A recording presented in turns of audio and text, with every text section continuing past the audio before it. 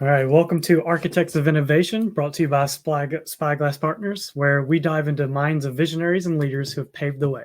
I'm your host, Joseph Jewell, and each week we're going to sit down with top executives to unravel their success stories, explore their skills that got them where they are, and discover how they're giving back to the community. We're here to celebrate their journey and share some invaluable insights.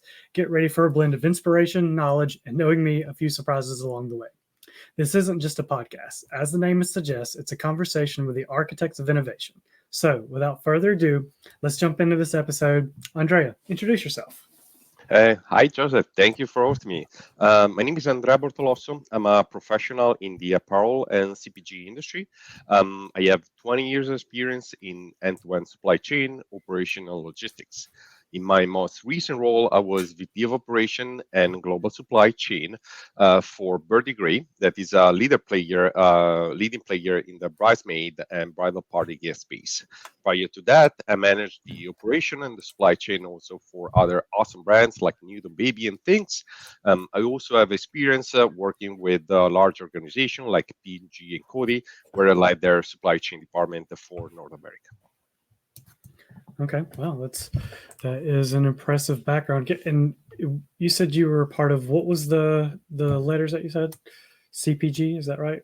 CPG, yes, Yeah. consumer packed product. Yeah, yes, consumer packed goods. So it's Okay. basically a definition where you can group, I would say, like a big industry of products. Okay. And so I guess how did you get into like what you're doing now, like supply chain? Like, was Supply it chain something and that, logistics. yeah, yeah. Was it something Well, that, you were a kid and were like, what, I always want to grow up to work in supply chain and logistics? exactly. I think that no kid ever will say, you know what, I don't want to be an astronaut. I want to be a supply chain expert. That is my dream. No, definitely not. I ended up working in this business. In my specific case, after I got my MBA in Italy, I had the opportunity to come here in the US and work for a freight forwarding company that is basically an intermediary between carriers and customer. And back then, I was impressed by how much I did not know about the logistics and supply chain, and it got me more and more curious about that word. And of course, I continue to do continue my journey to that function. Jason said, "Isn't that everyone's dream?" Of Yes, course it is. absolutely. Everybody. I didn't even know what logistic was when I was a kid. When I think logistics, I always like think of that UPS commercial where it was like, where it's like, drive that truck, Dale. Like, oh, I guess that's probably the Southern thing. It was like, who is that guy? And he's like, it's a guy carrying in a box. He's like, that's logistics. That's what I always That think. is probably the major understanding that everybody has about logistics. Is way more than that. Right. Yeah. I mean, discussing with you, I'm just like, my mind was blown. It's like, oh, so it's a lot more than how you get from point A to point B. Like, there's a lot that goes into that. We got Amid that says, "I like your vibe, Joseph. Thank you." Uh, um, but yeah, so you mentioned that you worked, like you were in Italy, you came over to the U.S. Like, Yes. how was that difference of going from like Italy to the US, like as far as like professional work life, even personal life? Like, how was it a big culture shock, or how did Um, it happen? at the beginning, not that much, but when you start seeing the nuances of the professional workspace or the interaction with a coworker, or the way you can advance your career, there are I believe the huge gaps between the two culture. I'm really love my country, but I'm really happy to be here in the US, and then to to have done my career here in the US. Okay, cool. That's awesome, man. So the first question that comes to my mind when you think of like what goes all into logistics and that kind of stuff is actually an event that just happened, right? So Black Friday, Cyber Monday, huge, right? And I'm just thinking logistically, like, how does that all that work? So how would a company prepare for a Black Friday or Cyber Monday? Good question. First of all, I hope that all of you guys have shopped a lot for Black Friday and Cyber Monday. I personally love that sales event, and I end up buying a lot of stuff, even if I don't need it. I think I have 15 Alexa home, something like that. Jokes aside, Black Friday and Cyber Monday is for many retailers the month where they have the highest revenue of the whole year, way bigger than other holidays like Christmas or their peak season. But as you can imagine, the work behind that sales event is quite substantial because there's a lot of preparation that needs to start like in the months and months ahead.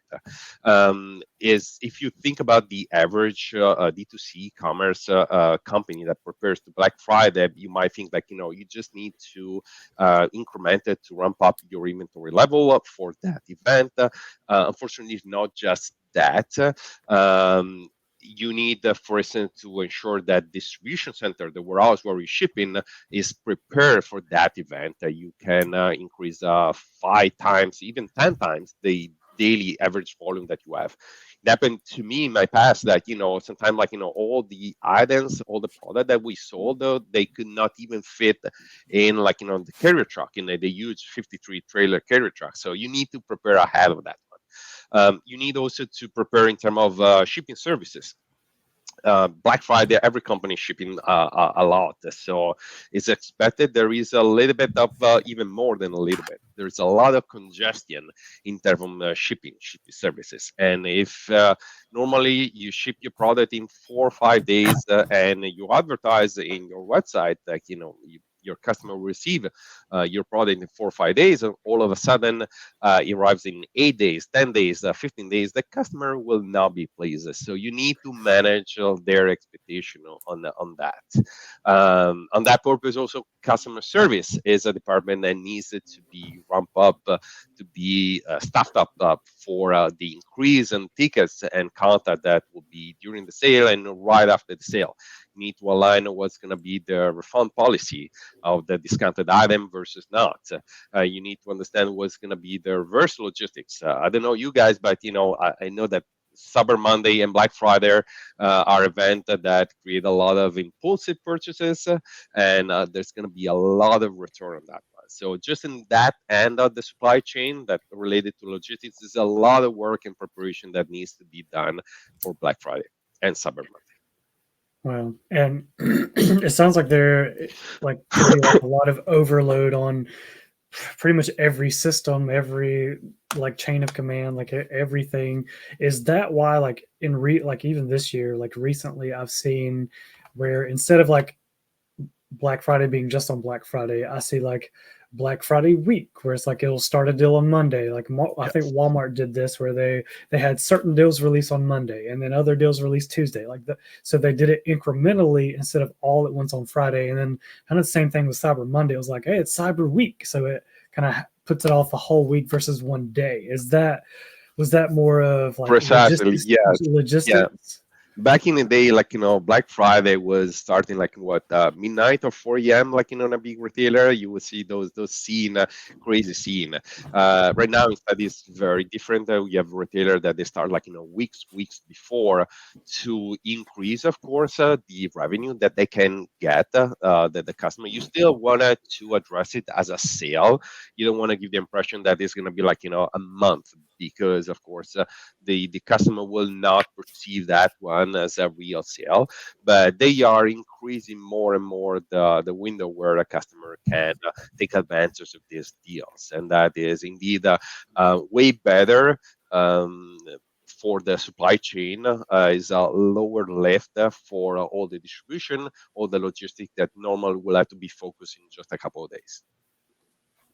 Oh, we actually have a pretty good question from Jason. It says, with the current challenges impacting logistics and supply chain, labor shortages, vessel shortages, war, resource constraints, etc., how do you ensure the diversity and resilience of the processes while meeting customer expectations and budget? Ooh, this is a good one. Ensure the diversity and the resilience of the process when meeting customer expectation budget.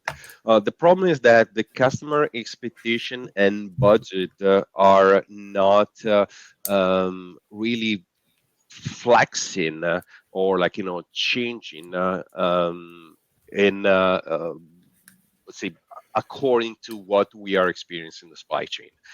We had a huge pandemic. We still are seeing the effect of the pandemic, and we had a huge disruption in the supply chain. Um, the customer was not willing to understand. A lot of customer, like even though they understood what's going on, they were not willing to all of a sudden wait for 3 weeks instead of 2 days for their product. So it was really, really tough for a lot of companies. We've seen a process of the container skyrocketing like 10 times, the cost of like raw material also increasing 2 3 times, and all this disruption that we had in the supply chain had an impact on the companies more than the customer, because the customer expectation were not changing that much, unfortunately. Maybe even got more demanding. I mean, Oh especially yeah, during COVID, absolutely. if they Oh have yeah. nothing to do but stay inside and they ordered something, they're probably going to Yes. want it like, I want it right now. I don't want to even wait the 2 days. And you're telling me Absolutely, I have to absolutely. wait longer now. Was there things put in place to, because again, customer expectations were not, I mean, they're not going to lessen. So were there things put in place to like help drive customer service, like were like call centers revamped, like that kind of stuff, more people added to kind of take calls, that kind of stuff? Or was it just like, hey, we kind of have to deal with the process and kind of get through this kind of thing? Well, I would say both, meaning that there is a natural trend on putting more emphasis and focus on the customer experience, on ensuring that the customer is happy. Therefore, the service for the customer, the whole like customer service department, is really I would say a key element in the supply chain of the organization. But at a certain point, like you can do what you can do. If you don't have the raw material, you don't have the product to deliver to a customer, you can reassure the customer. You can, of course, be nice to the customer, but if you don't have it, you don't have it. Right. And I mean, necessity breeds innovation a lot of the times, right? So, did you see any like breakthroughs during like the COVID times or recently where, just the need for resources and things like that, like caused like something really cool to be invented or created or a new process to be put in place that really helped or anything like that? In the supply chain, I would say more the invention, with all the focus on what's going on. There have been the exploration of different avenues in terms of delivering from different places. We have a lot of companies that start to basically bring in, like, domestically their production and their sourcing. So there's been a change in the way the company are sourcing and manufacturing and producing their product. Because of course, even if the pandemic is over, they want to be prepared for what's gonna come up, like next year or in the next 10 years. So there's been a redesign of the supply chain and more focus on the risk diversification rather than like taking a new very like new technology of things. Yeah. Okay, we got a couple comments. Oh, Jason says inflation wasn't able to influence consumer habits with a winky face, and he says, "By the way, this is a joke." I mean, but is it a joke though? um, and then Matt Garcia says, "What kind of camels Oh Andrea my, have going?" I don't know. What My wife gave it to me, and I didn't dare to question anything. So So he wants to make this podcast like a 3D, 4D yeah. experience. And then Jason says parallel parking a vessel in the Suez Canal was one of the efforts to bring Oh, it to that's a the. good one. Yes.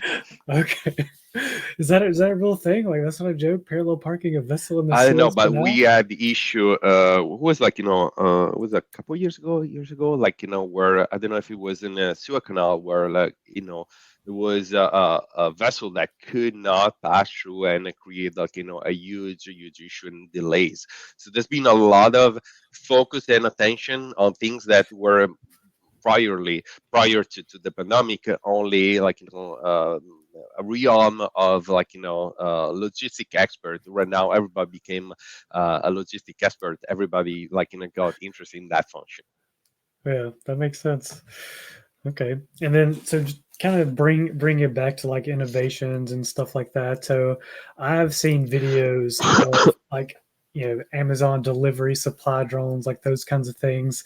So have you seen or do you have any experience with like just those drones that come over people's houses and then just drop a package on your front step? Like, is that something that's actual real and we can implement, or I just what are wish. I your mean, I have experience? not seen those deliveries from myself.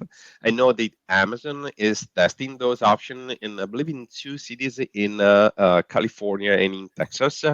But I think that what we will all love to see, like a flock of drones deliver our packages in just an hour.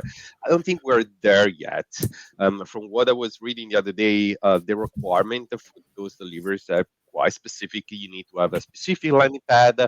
You need to have, in the backyard, a designated area for those drones. And so implemented in New York City, it's going to be quite hard. And overall, make it a large scale delivery system. It also is going to be it's going to take quite some time.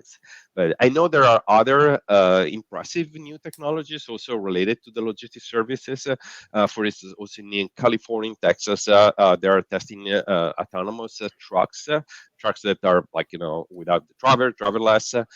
You might not gonna experience those yourself personally unless you see them on the highway, but they're promising very good innovation in terms of supply chain. It looks like their potential is to cutting off the delivery time of your product. So there are other implementation in the supply chain and logistics that will might benefit the customer, the end customer, quite a lot in the next few years.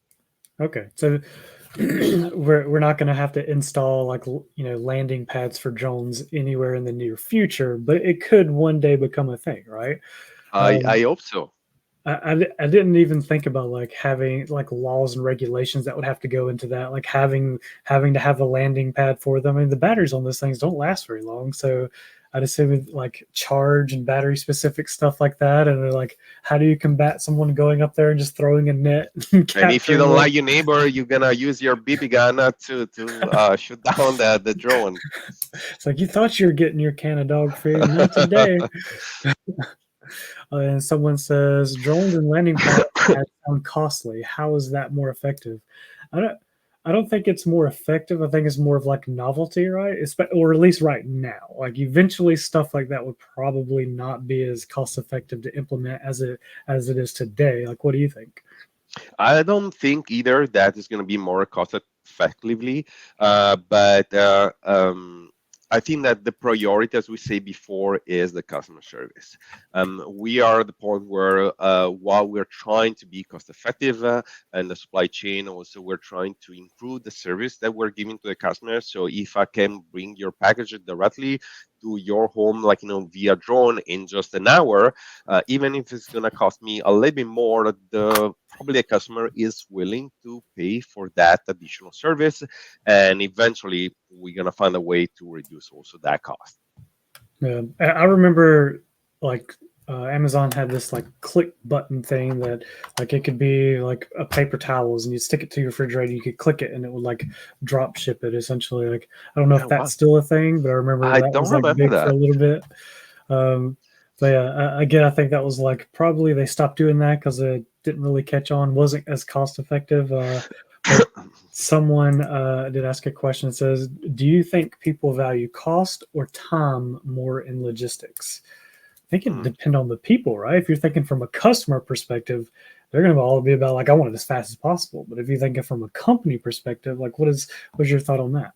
I think they want both. If you think about Amazon, that is able to basically provide additional value, better value, your packaging, just deliver in one day at the same cost, if not even better cost of other retailer. That is basically the magic formula that the customer wants. Now, how to get that is actually like the $1 million question, because normally you increase the service, it comes with an increased cost and vice versa. So the key will be how to implement the both service and reduce cost at the same time. Okay. Jason says Amazon. No, sorry, wrong one. It says he said Amazon called it a dash button, Dash and button. end of life the service in 2019. So it was a while. It was a while back. Okay. Um, but I did remember the little button you could click it and it was like it drop ships. Okay, and then yeah, that makes sense. That it's like, of course, a company is going to want it to be, cost effective and get the customer satisfaction. And there's no silver bullet, at least right now, right? To be able to, always maintain maximum like time and money. But I guess in the thought of that, what do you see in the future of supply chain and logistics?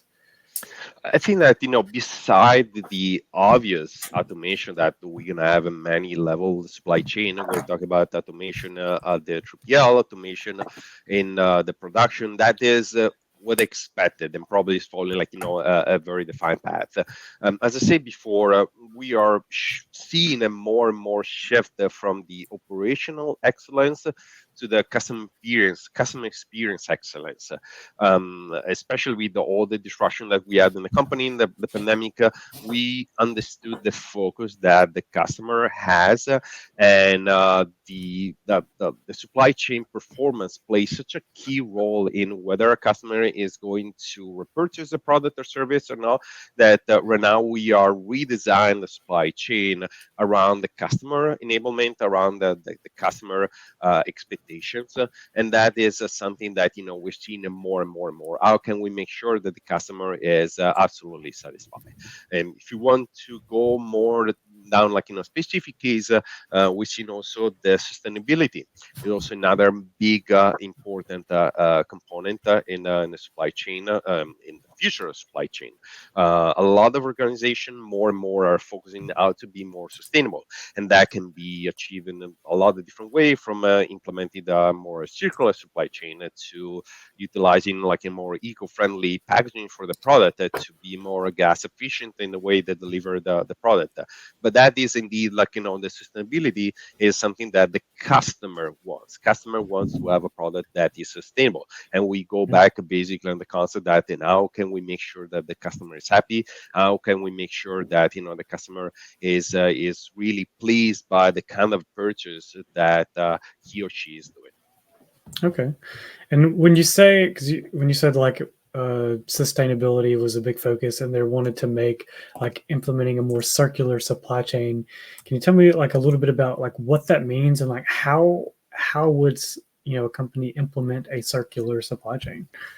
Circular supply chain is basically the concept of reusing like their product whenever they're used, whenever basically come back. We can talk about return if a product like is returned for the customer, or like you can talk about also product that are not being used by the customer. We used to have like the customer like of the reverse supply chain, where a product that handed is a shelf life is basically tossed in the landfill.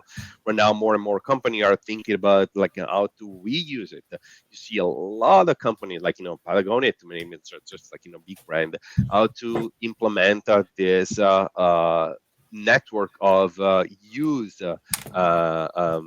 clothing. How you can basically now purchase used clothes that being used, have been washed, have been like repurposed to their original original in the original condition. So that is more and more focus on how to not waste anything. It can be Yeah. from that one. It can be also from like the way you're delivering your packages. If right now you don't want something For instance, instead of that item to go back all the way to your fulfillment center, maybe it lands like distribution center that is close to you and go. It is used to basically for a delivery to the next customer that is located in your geographic area. So that the whole circular supply chain or reverse logistic has more and more acquired more and more focus and importance. In the past, I would say like 5-15 years, because it not just please the customer to knowing that it's more eco-friendly, it's more green, but also it ends up like saving companies like a lot of money in the long term. Okay. I got a comment. It says biodegradable compost packaging. Is it coming? Just made me think of that when you mentioned environmental factors. We already have a lot of companies that are using biodegradable or compost packaging. They are very expensive, and not just that one. The that specific material cannot be used most of the time to print whatever you want on the package to be also capable of sustain that the length that of the shipment that goes from the 3PL or from the manufacturer to the end consumer. So there are a lot of companies that are really investing in that solution because they are very, very focused on sustainability. But for a lot of companies out there, it's still too early. It's still too expensive, and it's the return that you're gonna have from like for the company is not big enough to make sense to invest in that solution. What about edible packaging? Edible packaging. Oh, that would be even more interesting. Would you eat a package that has been sitting on the floor of the UPS fulfillment center? I wouldn't. I don't know if you would, but I mean, I assume we'd have to get the FDA involved and make shipping and stuff a little more clean, and and that would be pass something. inspections. But that would be interesting to see if we could get I would that love to to see go. that. Maybe edible for like livestock. Like you feed it to your, if you're getting a huge shipment of corn for your farm, like you can then just throw the whole package out there, and the pigs and stuff and And cows or that whatever that is can just eat interesting. it. Yes, yes. They don't care if it's clean or not, right? Yeah. Okay. Magic mushroom packaging. Okay, I think that We that might would be be going interesting. down we might be going down the wrong hole there. But Jason also says, does the concept of carbon credits help or hurt supply chain efforts? It helps. I seen we as a former company, like my like some of the company that I work for were using the carbon credits is a system of credits though, meaning that makes you feel better.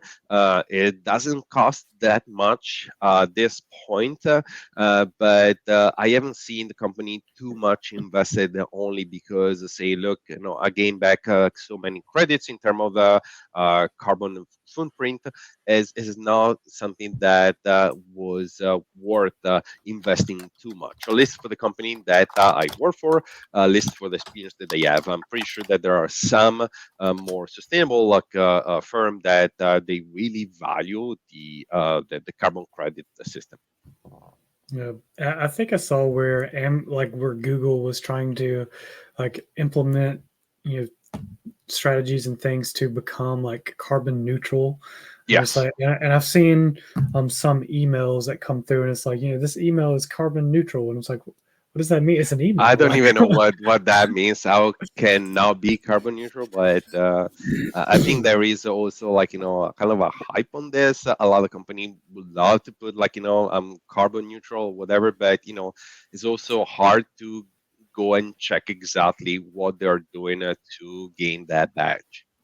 Yeah, and I think, or at least like when I did some research on Google, it was more of if they like whatever output they were putting as far as like carbon footprint, they were also putting money into Yes. research and that kind of stuff to counterbalance that, which that could be what it is. It's just they're paying an amount towards something, some research or something like Yes. that, to be able to kind of decrease their carbon footprint. Someone put, no, Joseph, do not eat the Amazon box.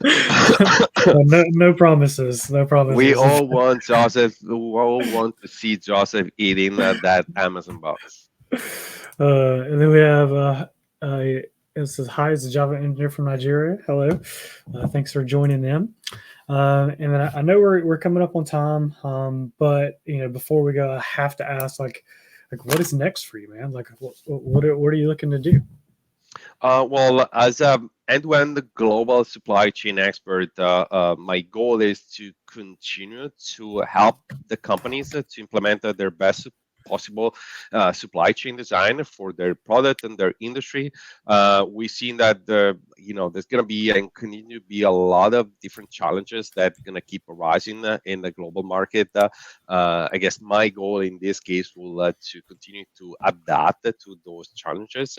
I've seen and continue to see a lot of opportunities out there for improvement in the supply chain, and it's not a mystery how some companies can really grow their revenue exponentially in just a couple of years when they start focusing and thinking about the importance of their supply chain and making the right adjustments. So my role is indeed to help companies doing that, growing in that way, adjusting the supply chain in that direction.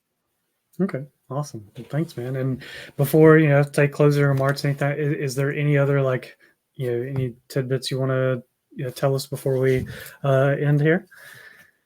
No, not really. I mean, it's been really a pleasure chatting with you and discussing with you about the supply chain and logistics. If anybody has any question or wants to collaborate with me, you guys can shoot me an email or contact me directly on LinkedIn. Happy to be here. Awesome. Well, thanks everyone for joining us on this episode of Architects of Innovation, brought to you by Spyglass Partners. We hope you gained some valuable insights and inspiration from our conversation with Andrea. Remember, Spyglass Partners is your dedicated IT staffing partner. If you're an IT professional looking to make your next move or a company seeking top-tier talent, you can slide into my DMs in LinkedIn or reach out to me at jjewell@spyglasspartners.com. I look forward to seeing you guys on our next episode, but until then, Joseph Jewell signing off. Keep innovating and keep reaching new heights. And remember, if anyone wants to collaborate with Andrea, feel free to reach out to him. And you guys have a good day. Thank you so much.